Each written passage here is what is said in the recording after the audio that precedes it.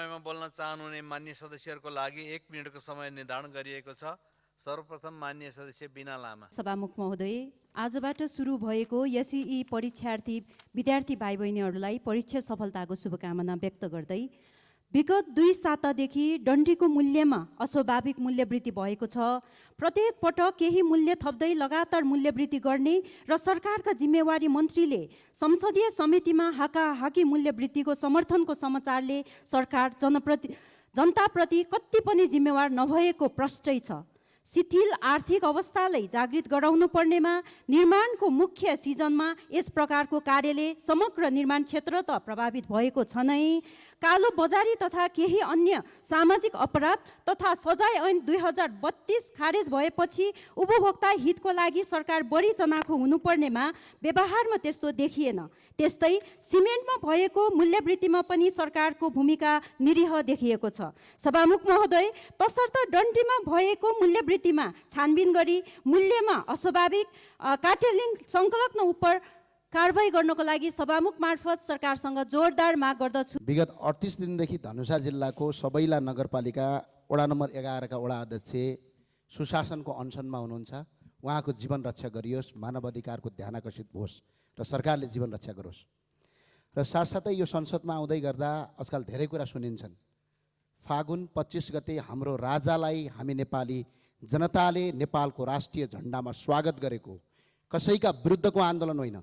स्वागत गर्दाखेरि त मुट्टु हल्लियो, कलेजो थर्क्यो, धरती फाट्यो, आकाश फुट्यो भने तपाईहरुका विरुद्ध आन्दोलन गर्नुपर्ने भने हालत के हुन्छ, यो कुरा याद गरेर संसदमा कुरा उठाइयोस्। र साथसाथै सम्माननीय सभामुख महोदय, राजा गइसक्यो फर्किदैन भन्नुहुन्छ। गइसकेको राजा फर्किदैन भने अस्तु पनि नभेटिने मार्क्स लेनिन र माओको खोज्यो भने अस्तु पनि भेटिँदैन। त्यो चाहिँ कसरी फर्किन्छ र जनतालाई उल्लु बनाइराख्नु भएको छ। त्यो भएको हुनाले सम्माननीय सभामुख महोदय, हामी आज पनि भन्छौँ विविधता भित्रको एकताको देश हो, राजा सहितको प्रजातन्त्र हो, नेपालको संविधानले चिन्दैन। मान्य सदस्य विनिता कुमारी सिंह। महोदय, जनता आवास कार्यक्रम अन्तर्गत आर्थिक वर्ष 2079-80 मा सिरहा जिल्लामा जम्मा 488 वटा घर निर्माणका लागि सम्झौता भएको थियो। उक्त घर निर्माणका लागि पहिलो किस्ताको रकम मात्र विनियोजन गरियो र बाँकी किस्ताको रकम अझैसम्म विनियोजन गरिएको छैन, जसका कारण गरिब दलित तथा अति विपन्न परिवारका घरहरू अधुरो अवस्थामा छन्। 2 वर्ष बितिसक्दा पनि काम सम्पन्न हुन नसक्दा उनीहरू खुल्ला आकाश मुनि बस्न बाध्य छन्। विशेष गरी वर्षा, हावाहुरी तथा प्रतिकूल मौसमका कारण घरविहीन बनेका परिवारहरू थप सङ्कटमा परेका छन्। त्यसैले अविलम्ब बाँकी किस्ताको रकम विनियोजन गरी रोकिएका घरहरू निर्माण सम्पन्न गर्नका लागि सभामुख मार्फत सरकारको गम्भीर ध्यान आकर्षण गराउन चाहन्छु। साथै आजबाट प्रारम्भ हुने एसई परीक्षामा सहभागी सम्पूर्ण विद्यार्थी भाइ बहिनीहरूलाई सफलताको लागि हार्दिक शुभकामना व्यक्त गर्न चाहन्छु। धन्यवाद। मान्य सदस्य शक्तिबहादुर बस्नेत। सभामुख महोदय, सिरा औरैमा महायज्ञको निम्ति दलित परिवारको उठिवास गराउने घटना दुःखद मात्र होइन, निन्दनीय छ। सरकारले पीडित परिवारलाई न्याय प्रदान गरोस्। आजदेखि सुरु भएको माध्यमिक शिक्षा परीक्षामा सहभागी सम्पूर्ण विद्यार्थी भाइ बहिनीहरूको सफलता र उज्जवल भविष्यको लागि हार्दिक शुभकामना व्यक्त गर्न चाहन्छु। तर यति बेला शिक्षकहरू आन्दोलित अवस्थामा भएको कारण तत्काल शिक्षकहरूलाई शिक्षक महासङ्घलाई संवादमा ल्याएर गत वर्ष नेपाल सरकार र शिक्षक महासङ्घ बीच भएको सहमति कार्यान्वयनतर्फ अगाडि बढ्न म सभामुख महोदय मार्फत सरकारसँग आग्रह गर्न चाहन्छु। सोभ्यू उच्च शिक्षाको सञ्चालन तथा व्यवस्थापनमा विद्यार्थीहरूको सहभागिता र साझेदारीको प्रभावकारी माध्यम हो। त्रिभुवन विश्वविद्यालय अन्तर्गत सम्पन्न भइरहेको सोभ्यू निर्वाचनको परिणाम सुशासन र शैक्षिक सुधारको पक्षमा रहने विश्वाससहित निर्वाचित सबै पदाधिकारीहरूलाई हार्दिक बधाई तथा शुभकामना व्यक्त गर्दछु। धन्यवाद। माननीय सदस्य शान्ति बिक। सम्माननीय सभामुख महोदय, भोलि 21 मार्च 1960 को सार्वजनिक समारोहको सम्झनामा 1966 मा संयुक्त राष्ट्र सङ्घले संसारभर जातीय असमानता, मानव अधिकार र न्यायको लागि 21 मार्चलाई अन्तर्राष्ट्रिय रङ्गभेद उन्मूलन दिवसको रूपमा घोषणा गरिरहँदा सिराहा औराहीको घटनाले मर्माहित बनाएको छ। घटनामा संलग्न रहने व्यक्तिहरूलाई अविलम्ब कारबाहीको म माग गर्छु। सभामुख महोदय, आज म जातीय हिंसाका कारण मारिएका व्यक्तिहरूलाई स्मरण गर्न चाहन्छु र नेपालको संविधानको धारा 16, धारा 17, धारा 18, 20 र 24लाई बलियो कार्यान्वयनको पक्षमा लैजान म नेपाल सरकार र सम्पूर्ण दलहरूसँग म आग्रह गर्छु।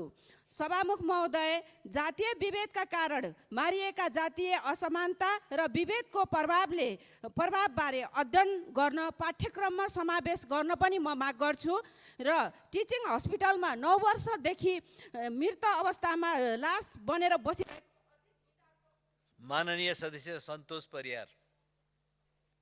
सम्माननीय सभामुख महोदय, 21 मार्च अर्थात् भोलि संयुक्त राष्ट्र सङ्घले अन्तर्राष्ट्रिय जातीय विभेद उन्मूलन दिवस मनाएको दिन हो। सम्माननीय सभामुख महोदय, नेपाल संयुक्त राष्ट्र सङ्घको सदस्य राष्ट्र हो। अन्तर्राष्ट्रिय मानवाधिकारका सबै कानुनहरूलाई नेपालले अनुमोदन गरेको छ र त्यो कानुनलाई स्थानीयकरण गरेको छ। तर आजको दिनमा पनि सिराहा जिल्लाको औरही गाउँपालिका 5 का दीपक मरीको परिवारमाथि धर्मको आडमा जे घटना घट्यो त्यो जातीय विभेदको चरम घटना हो भन्ने लाग्छ। सम्माननीय सभामुख महोदय, यस घटनाले हाम्रो समकालीन चेतना, नेपालको कानुनी शासन, मानवाधिकार प्रतिको हाम्रो प्रतिबद्धता र हाम्रो संविधान नै गिचिरहेको छ। सम्माननीय सभामुख महोदय, यसर्थ यो सम्मानित सभामा सम्माननीय सभामुख मार्फत म नेपाल सरकारका गृहमन्त्रीलाई त्यो घटना उप तत्काल छानबिन गरेर पीडितहरूलाई कानुनी सजाय दिन अनुरोध गर्दछु। धन्यवाद। माननीय सदस्य सरस्वती सुब्बा। सम्माननीय सभामुख महोदय, 2058 जेष्ठ 19 मा दरबार हत्याकाण्ड भयो। त्यही बेला राजतन्त्रको अन्त्य भयो, किनभने वंश विनाश परिवारभित्रैबाट भयो। तत्कालीन अन्तरिम संसदले राजतन्त्र निलम्बन गर्यो। पहिलो संविधान सभाको बैठकले राजतन्त्र होइन गणतन्त्र भन्ने विषय एकमतका साथ निर्णय गरेकाले संस्थागत रूपमा राजतन्त्र अन्त भयो। त्यसैले अहिले राजा फर्काउँछु भन्नु मृत्यु भइसकेको आत्मालाई बचाउँछु भन्नु जस्तै हो। यो संविधान विपरीत पनि हो। संविधानले राजाको परिकल्पना गरेको छैन, राजाको चिन्दैन पनि। वीरेन्द्रको वंश विनाशपछि अवतालीको रूपमा ज्ञानेन्द्रले राजा बन्ने मौका पाए।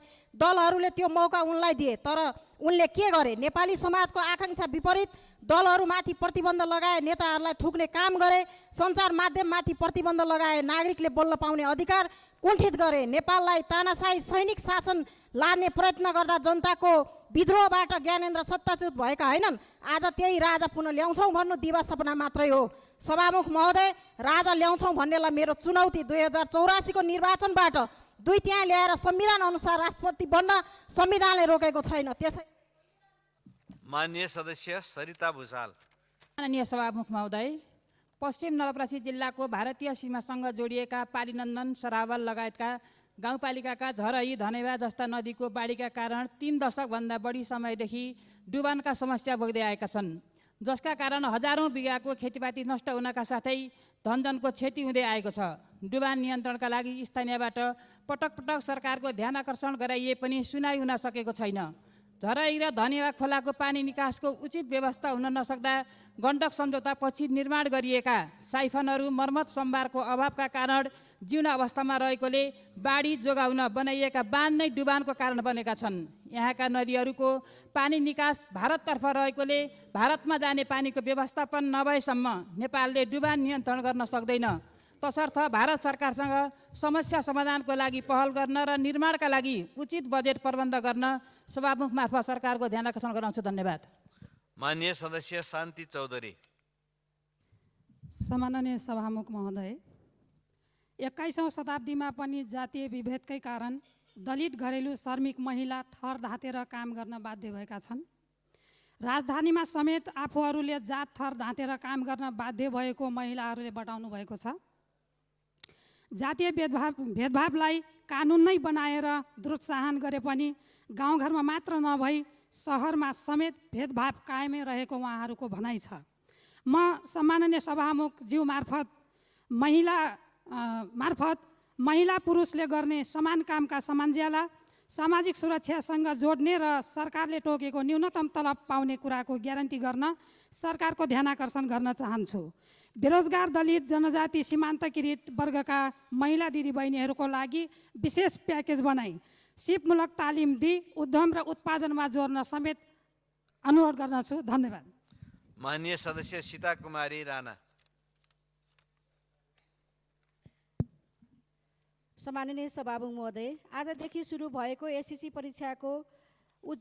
परीक्षार्थीहरूको उज्जवल भविष्यको शुभकामना व्यक्त गर्न चाहन्छु। सभामुख महोदय, कारागारमा रहेका कैदीबन्दीहरूले पाउनुपर्ने न्यूनतम सेवा सुविधा निरन्तर रूपमा पाउनुपर्छ भनेर मैले यस सदनमा पहिलो पनि पटक पटक बोलिसकेको छु, तर अझै पनि पूर्ण रूपमा कार्यान्वयन हुन सकेको छैन। हाल देशैभरमा 76वटा कारागारमा 1630 महिलासहित जम्मा 29,435 कैदीबन्दी रहेका छन्। मैले हालै प्राप्त गरेको जानकारी जसमध्ये 63% भन्दा धेरै अर्थात् 18,658 कैदीबन्दी बिरामी छन्। कारागार व्यवस्थापन विभागको पछिल्लो तथ्याङ्क अनुसार क्यान्सर, मृगौला, फ्लू, HIV, एड्स, प्रेसर र सुगर जस्ता दीर्घकालीन रोग लागेका कैदीहरू 6,283 छन् भने 12,375 कैदी छाला, आँखा, कान र दाँतको समस्या छ। उनीहरूको स्वास्थ्य उपचार र सेवा सुविधामा कमी हुन नदिन म सम्माननीय मान्य सदस्य सुदन किराँती। सभामुख महोदय, समय आगो लागेको छ। आज पनि देशको विभिन्न भागमा आगो लागिराखेको समाचार छ। यही चैत्र 4 गते अत्याधिक हावाहुरीसँगै भोजपुरको विभिन्न भागमा भीषण आगलागी हुँदा 19 घर जलेर नष्ट भएसँगै ठुलो धनजनको क्षति भएको छ। उक्त पीडित परिवारलाई तत्काल राहत र पुनर्वासको व्यवस्था गर्न सरकारको गम्भीर ध्यान आकर्षण गराउन चाहन्छु। सरकारले दिने सरकारी राहत बढीमा 20,000 मात्र छ। यो महँगीमा त्यति राहतले सम्झिनुहोस् त सभामुख महोदय के हुन सक्छ। यसलाई सरकारले तत्काल पुनरावलोकन गरोस् र समय सुहाउँदो उचित राहतको व्यवस्था मिलाओस् भन्ने माग गर्दछु। भोजपुरको रामप्रसाद राई गाउँपालिका 4 निवासी 55 वर्षीय ठाकुर कुमारी राईलाई दन्दनी बलिरहेको आगोको लफ्फाभित्रबाट बहादुरीपूर्वक बचाउने वडा अध्यक्ष बाबु कुमार राई र ती स्थानीय साथीहरूलाई उच्च सम्मान र म धन्यवाद दिन चाहन्छु। यो आगलागीको मौसममा सरकारको पूर्व तयारी के कस्तो छ संसदलाई जानकारी गराउन माग गर्दछु र सिराहा घटना घोर निन्दनीय र अस्वीकार्य छ। माननीय सदस्य सुनिता बराल। सम्माननीय सभामुख महोदय, नेपालमा सडक दुर्घटनाको अवस्था गम्भीर समस्याको रूपमा बनेको छ। गत दशक मात्रै 24,000 जनाले ज्यान गुमाएका छन् भने 50,000 भन्दा बढी व्यक्तिहरू चाहिँ घाइते भएका छन्। यो सङ्ख्या प्राकृतिक प्रकोपबाट मृत्यु हुने भन्दा 5 गुणा बढी सङ्ख्या हो। दैनिक 75 दुर्घटना र 7 देखि 10 जनाले ज्यान गुमाउने तथ्याङ्क हामीसँग छ। त्यसकारण यो समस्यालाई समाधान गर्नका लागि हामीले पहल कदमी लिनुपर्नेछ। पहाडी क्षेत्रका साँघुरा सडक र सुरक्षा बार नभएको विषय र तराईमा फुटपाथको अभाव र साँघुरा चोकहरूका समस्या समाधान गर्न ध्यान दिनुपर्नेछ। सुरक्षा यातायात सुधार सुझाव कार्यदलले प्रतिवेदन बुझाएको थियो। त्यो प्रतिवेदनको कार्यान्वयन के अवस्थामा छ र सडक दुर्घटना न्यूनीकरण गर्नका लागि सरकारको कस्तो तयारी छ, सरकार सम्माननीय सभामुख महोदय मार्फत सरकारको जवाफको माग गर्दछु। धन्यवाद। माननीय सदस्य सुरेन्द्र राज आचार्य। सम्माननीय सभामुख महोदय, गर्मीयाम सुरु हुँदैछ। हरेक वर्ष लाग्ने आगलागीका र डढेलोका कारण गाउँ बस्ती वन पैदावार तथा वन्यजन्तुको विनाश हाम्रो नियति नै भएको छ। यसको आपतकालीन प्रभावकारी नियन्त्रण हुनु जरुरी छ। केही दिन पहिला कपिलवस्तु जिल्ला बुद्धभूमि नगरपालिका 7 मा आगलागी हुँदा नौडिवा भन्ने गाउँका 7 घर जलेर नष्ट भएका छन्। पीडितलाई समयमै उचित राहत र बस्ने बासको व्यवस्था गर्न माग गर्दछु।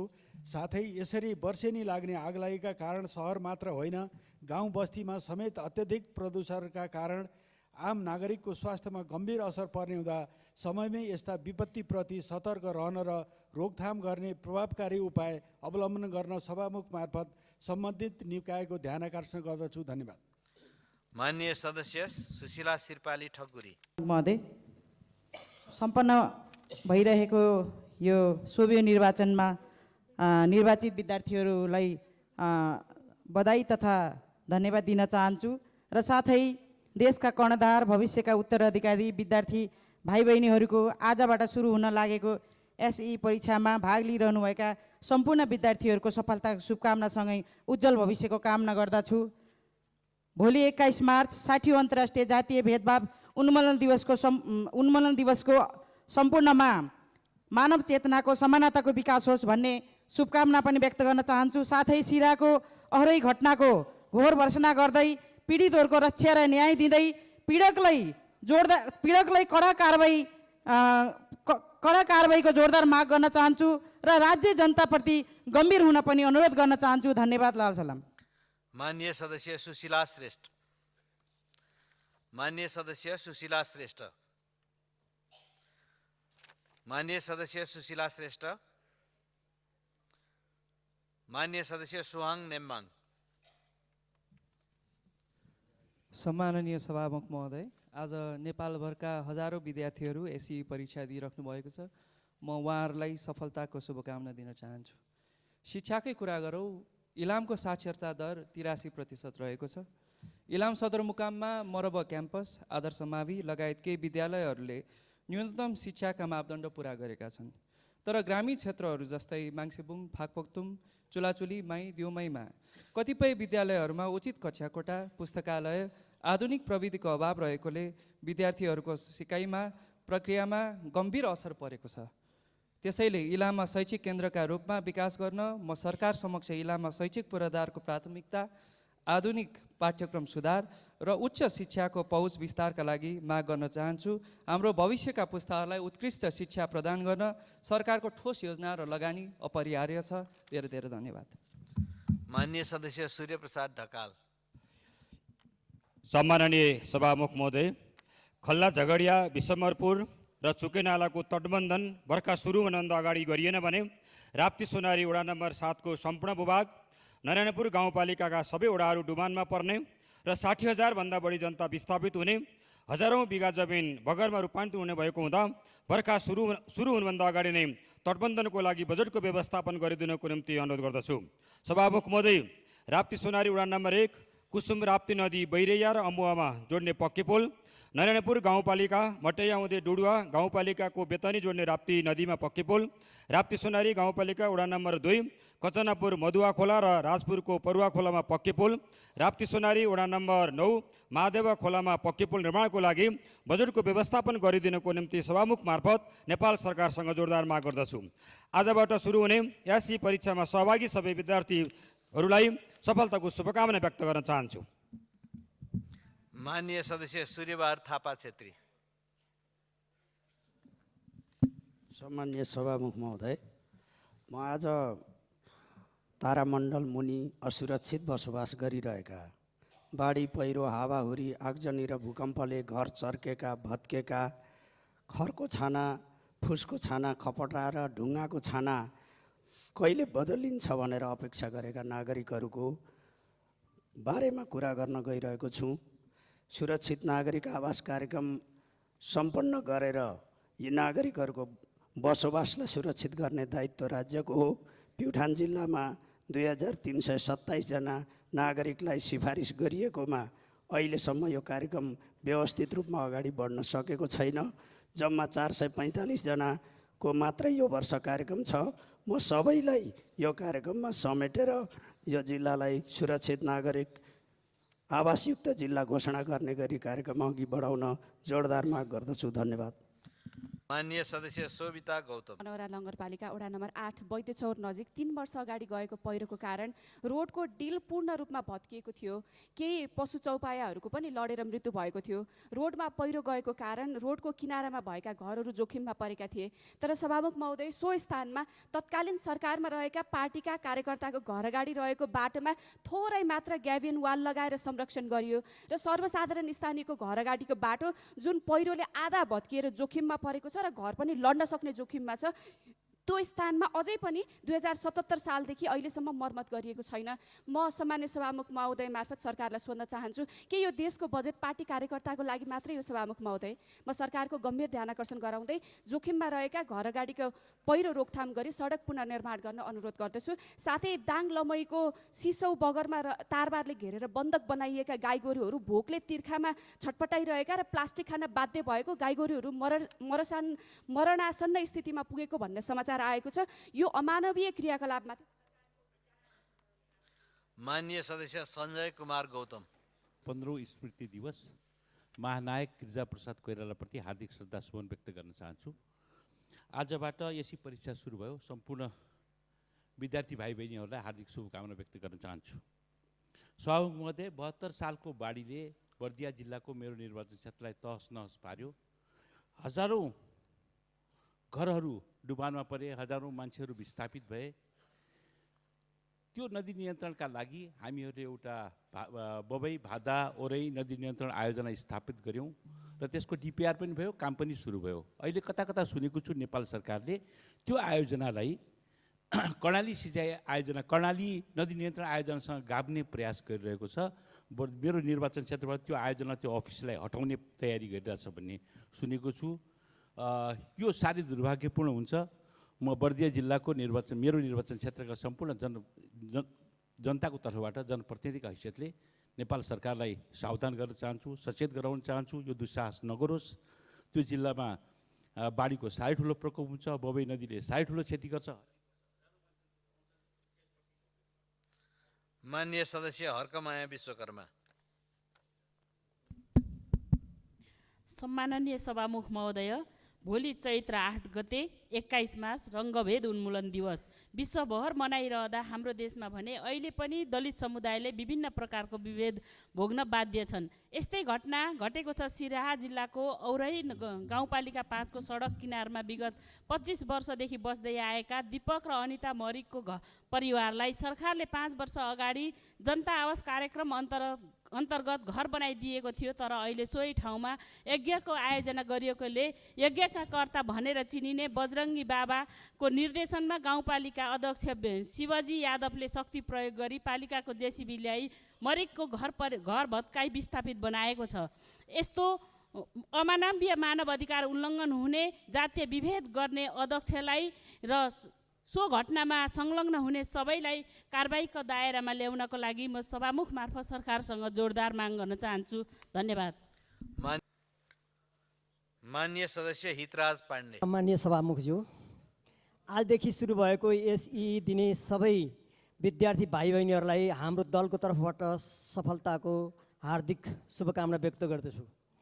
1200 मेगावाट क्षमताको जलाशययुक्त बुढी गण्डकी जलविद्युत आयोजना अझै निर्माण सुरु भएको छैन। यसलाई राष्ट्रिय गौरवको आयोजनामा राखिए पनि त्यही प्राथमिकताका साथ गरिनुपर्ने कामहरू अगाडि बढिरहेका छैनन्। यस आयोजनाबाट प्रभावित गोर्खा र धादिङका जनता अन्यलमा बस्नु परेको छ। ती ठाउँका पालिकाहरूले विकास निर्माणका कामहरूमा ठुलो व्यवधान खप्नु परेको छ। यसले जनतामा अविश्वास र अन्यलको वातावरण छाइरहेको छ। जलाशययुक्त राष्ट्रिय गौरवको यस विद्युत आयोजनाले नियमित विद्युत आपूर्तिमा महत्त्वपूर्ण भूमिका निर्वाह गर्ने हुनाले आगामी आर्थिक वर्ष 82-83 देखि निर्माण सुरु गर्ने गरी आवश्यक व्यवस्था गर्न सम्मानीय सभामुखज्यू मार्फत नेपाल सरकारको गम्भीर ध्यान आकर्षण गराउँदछु। धन्यवाद। माननीय सदस्य हेमराज राई।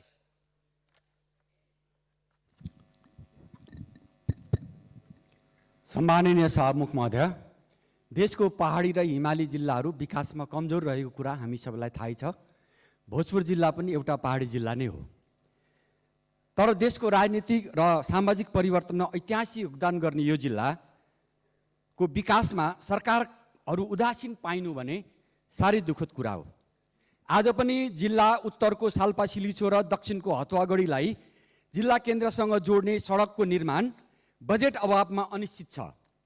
कहीँ दुर्घटना भई अङ्गभङ्ग भएमा उपचारमा नजिकको सहरी अस्पतालमा जानको लागि लेगुवा पुल भएर घुमेर जानुपर्ने बाध्यता छ।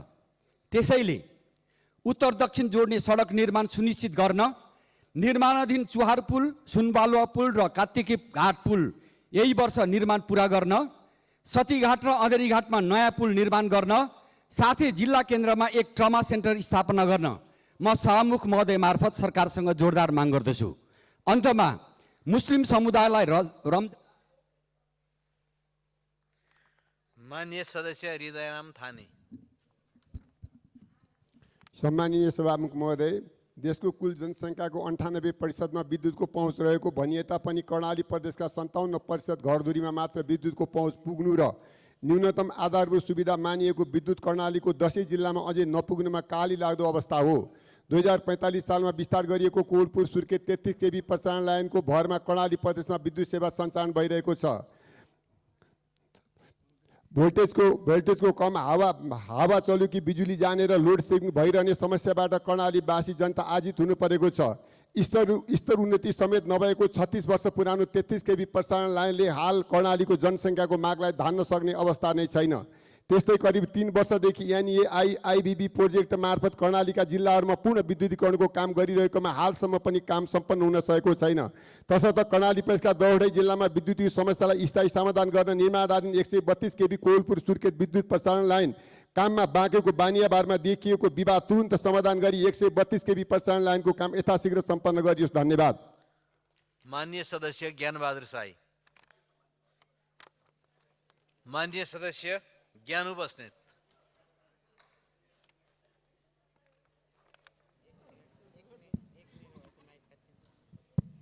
सम्माननीय सभामुख महोदय, आजबाट सुरु भएको माध्यमिक शिक्षा परीक्षा एसीमा संलग्न सम्पूर्ण विद्यार्थी भाइ बहिनीहरूलाई सफलताको शुभकामना व्यक्त गर्दछु। साथै सोभियु निर्वाचनमा विजयी सम्पूर्ण युवा क्रान्तिकारी विद्यार्थीहरूलाई बधाई भन्न चाहन्छु। सम्माननीय सभामुख महोदय, ऊर्जा मन्त्री दीपक खड्गाले हालै नेपालमा पुनः लोड सेडिङ हुने र विगतमा लोड सेडिङ नभएको छिमेकी देशको कारणले हो भन्ने अभिव्यक्तिप्रति खेद व्यक्त गर्दछु। विद्युत प्राधिकरणका कार्यकारी निर्देशक कुलमान घिसिङले लोड सेडिङ छैन र भविष्यमा पनि हुँदैन भनिरहेको स्थितिमा जनतालाई आतंकित पार्ने दलाल र बिचौलिया पस्ने र बिस्तारै नाफामा गइरहेको विद्युत प्राधिकरणलाई ध्वस्त बनाउने षड्यन्त्रमा स्वयं ऊर्जा मन्त्री नै संलग्न देखिएकोले ऊर्जा मन्त्रीलाई तुरन्त बर्खास्त गरियोस् भन्ने सभामुख महोदय मार्फत जोरदार माग गर्दछु। धन्यवाद। लाल सलाम। माननीय सदस्य ज्ञानेन्द्र बहादुर कार्की। सम्माननीय सभामुख महोदय, हाम्रो देशका युवा शक्ति नेपालकै उज्जवल भविष्य हुन्, तर हरेक वर्ष यो युवा शक्ति अवसरको खोजीमा हजारौंको रूपमा विदेश छिन बाध्य छ। चालु आर्थिक वर्षको 8 महिनाको तथ्याङ्कले पनि करिब 5 लाख युवाहरू विदेश छिन बाध्य भएका छन्। यही रफ्तारमा युवा शक्ति विदेशी नै हो भनेदेखि हाम्रो मुलुक भविष्यमा गएर कर्मठ युवा शक्ति जनशक्तिविहीन मुलुकको रूपमा परिणत हुन सक्दछ। त्यसैले म सभामुख मार्फत स्थायित्व विकास र समृद्धिका निमित्त निर्माण भएको यस सरकारलाई युवाहरूका निमित्त प्रभावकारी नीति तुरुन्त अवलम्बन गर्न र त्यसअनुसार मुलुकलाई अगाडि बढाउनका निमित्त आग्रह गर्न चाहन्छु। धन्यवाद।